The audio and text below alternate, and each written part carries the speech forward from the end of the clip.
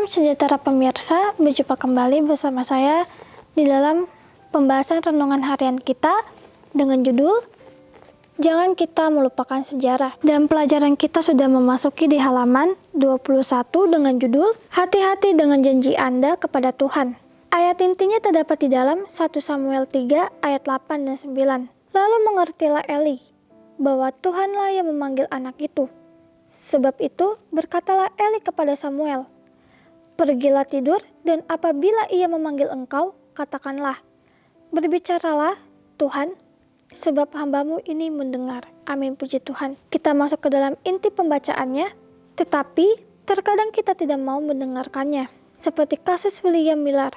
Sekalipun pendengaran hati nuraninya mendengar dengingan perintah untuk pergi memperingatkan dunia terhadap bahaya yang akan datang, dia tidak berkeinginan untuk melakukannya. Saya berusaha melakukan apapun yang saya bisa untuk menghindari bisikan bahwa ada sesuatu yang dituntut dari saya. Dan saya pikir bahwa dengan berbicara tentang hal itu secara bebas kepada semua orang, maka saya sudah melaksanakan tugas saya. Dan bahwa Tuhan akan menyediakan sarana yang diperlukan untuk menyelesaikan pekerjaan itu. Saya berdoa agar seorang pendeta dapat melihat kebenaran ini dan mengabdikan dirinya untuk menyebarkannya. Nah, ada solusi praktis. Mintalah beberapa pendeta untuk melakukan pekerjaan kita. Namun, saya sampai pada kesimpulan bahwa jika gereja mengandalkan para pendeta untuk menyelesaikan pekerjaan, maka akan memakan waktu lebih lama dari kekekalan. Kabar buruk mungkin menurut kita dari kabar baik ini adalah bahwa Tuhan memanggil kita masing-masing untuk melakukan bagian kita. Tetapi itulah yang tidak ingin dilakukan oleh William Miller. Sebagai seorang manusia biasa, berharap untuk bersaksi melalui perantara. Ia akhirnya menggunakan alasan Musa. Saya memiliki kualifikasi yang diperlukan untuk mendapatkan perintah dari para pendengar. Dan seterusnya. Tetapi ia tidak bisa memperoleh kelegaan. Selama 9 tahun berikutnya, Miller bergumul dengan keyakinan bahwa ia memiliki tugas untuk dilakukan bagi Tuhan. Kemudian pada suatu hari Sabtu, sekitar tahun 1832, ia duduk di mejanya untuk mempelajari ajaran Alkitab lebih terperinci. Tiba-tiba, ia merasa dipenuhi dengan keyakinan bahwa ia perlu menjadi aktif untuk Tuhan. Dalam penderitaan, dia berseru bahwa dia tidak bisa pergi. Mengapa tidak? Jawaban muncul. Kemudian dia mengulang-ulang semua alasannya yang sudah tidak relevan lagi. Ia akan melaksanakan tugasnya jika ia mendapat undangan untuk berbicara di depan umum tentang topik kedatangan Tuhan. Dengan itu, ia merasa lega. Ia telah berusia 50 tahun dan tidak seorang pun yang pernah memintanya untuk menyampaikan topik itu sebelumnya. Ia akhirnya merasa bebas. Namun, dalam waktu setengah jam kemudian, ia menerima undangan itu. Dari situ, muncullah amarah karena ia telah berjanji sesuatu kepada Tuhan. Tanpa menjawab, ia keluar dari rumah dengan marah. Setelah bergumul dengan Tuhan dan dirinya sendiri selama sekitar 1 jam, ia akhirnya setuju untuk berkhotbah keesokan harinya. Khotbah itu adalah awal dari salah satu pelayanan yang paling membuahkan hasil dari pertengahan abad ke-19. Ya baik, sangat luar biasa pelajaran kita pada hari ini. Bagaimana dengan judulnya? Hati-hati dengan janji Anda kepada Tuhan. Ya, dari judulnya saja kita sudah tahu bahwa kita diingatkan kembali melalui firman kita pada hari ini bahwa janganlah kita mengucapkan atau mengatakan sesuatu hal atau suatu janji di hadapan Tuhan.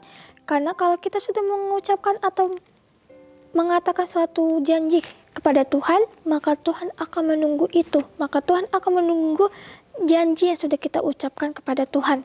Dan kalau kita tidak bisa menepati atau kita tidak bisa menjalankan janji yang sudah kita ucapkan di hadapan Tuhan atau yang sudah kita katakan kepada Tuhan, maka Tuhan akan menunggu janji itu semasa hidup kita. Dan dari firman kita pada hari ini juga mengingatkan kita kembali bahwa kita harus selalu berhati-hati akan ucapan yang keluar dari mulut kita. Jangan kita mengatakan atau mengucapkan sesuatu hal yang membuat Tuhan menunggu. Dan tadi juga dikatakan di sini, tetapi terkadang kita tidak mau mendengarkannya. Seperti kasus William Miller. Sekalipun pendengaran hati nuraninya mendengar dengingan perintah untuk pergi mengingatkan dunia terhadap bahaya yang akan datang, dia tidak berkeinginan untuk melakukannya. Di sini dikatakan, tetapi terkadang kita tidak mau mendengarkannya. seperti kasus William Miller. Sekalipun pendengaran hati nuraninya mendengar dendingan perintah untuk pergi memperingatkan dunia terhadap bahaya yang akan datang, dia tidak berkeinginan untuk melakukannya. Saya berusaha melakukan apapun yang saya bisa untuk menghindari bisikan bahwa ada sesuatu yang dituntut dari saya. Dan saya pikir bahwa dengan berbicara tentang hal itu secara bebas kepada semua orang, maka saya sudah melaksanakan tugas saya, dan bahwa Tuhan akan menyediakan sarana yang diperlukan untuk menyelesaikan pekerjaan itu. Saya berdoa agar seorang pendeta dapat melihat kebenaran ini dan mengabdikan dirinya untuk menyebarkannya. Ya baik, sangat luar biasa pelajaran kita pada hari ini atau firman kita pada hari ini, bahwa tadi dikatakan tetapi terkadang kita tidak mau mendengarkannya, seperti kasus William Miller. Ya bagaimana kita tidak mau mendengarkan akan suatu suara dari Roh Kudus atau akan suatu perintah yang Tuhan sudah berikan kepada kita, tetapi kita tidak mau melaksanakan atau kita tidak mau mendengarkan suara hati Roh Kudus itu, sehingga kita sama seperti kasus William Miller. Bagaimana William Miller ini sudah berkali-kali atau sering mendengarkan suara Roh Kudus atau suara bisikan di telinganya bahwa dia diperintahkan oleh Tuhan untuk memperingatkan kepada dunia terhadap bahaya yang akan datang ke dalam dunia ini.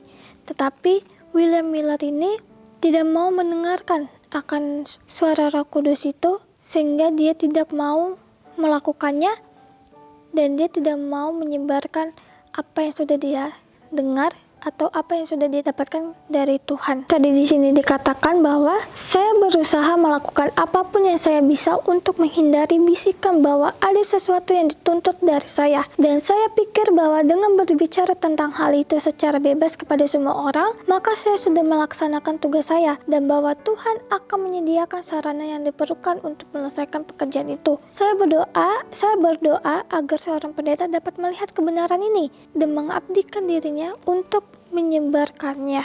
Ya baik, bagaimana William Miller ini sudah berusaha melakukan apapun yang dia bisa lakukan agar untuk dapat menghindar dari bisikan bahwa ada sesuatu hal yang dituntut dari dirinya sendiri. Dan William Miller ini berpikir bahwa dengan berbicara tentang hal itu secara bebas kepada semua orang, dia pikir dia sudah melaksanakan tugasnya.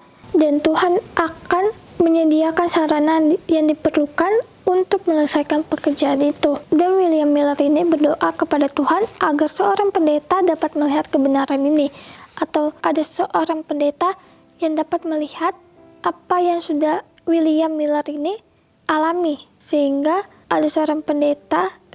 William Miller ini berdoa agar ada seorang pendeta yang dapat melihat akan kebenaran yang sudah ia ceritakan kepada semua orang secara bebas. Dan di sini juga dikatakan, ada solusi praktis. Mintalah beberapa pendeta untuk melakukan pekerjaan kita. Namun saya sampai pada kesimpulan bahwa jika gereja mengandalkan para pendeta untuk menyelesaikan pekerjaan, maka akan memakan waktu lebih lama dari kekekalan. Kabar buruk mungkin menurut kita dari kabar baik ini adalah bahwa Tuhan memanggil kita masing-masing untuk melakukan bagian kita.